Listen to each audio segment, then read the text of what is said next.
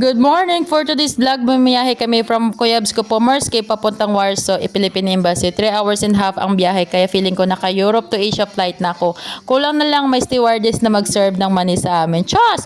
Fast forward, 25 minutes late na si ate mo, kaya takbo talaga ako papasok ng embassy kasama ang asawa at anak ko na parang may hahabuling mana. Eme! At ito na nga, last day ko na maging single sa Pilipinas dahil after 2 years, mag-report of marriage na ako. Ayoko sana pero every time mag-aayos ako ng documents, lagi akong hinahanapan ng marriage certificate na parang illegal magkaroon ng AFAM na walang announcement. Chas, eme lang. Buti na lang nakita ko yung friend kong Ilongga na siyang nag-print ng passport appointment ko. Salamat, B. Muntik na akong maging permanent resident ng embassy sa Kaba. Tapos nung akala kong matatapos na, biglang lunch break kaya si ate mo palaboy mo na hanggang 1:15 PM habang iniisip lahat ng decision ko sa buhay. Finally, after 2 hours and a half, tapos din lahat, officially married na ako sa records ng Pilipinas, kaya goodbye single era!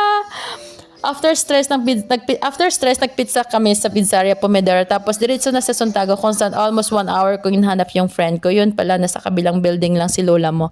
At pagkatapos ng buong araw na parang Amazing Race Poland Edition, 12:30 AM nakauwi na rin kami. Yan lang. Thank you for watching. Bye!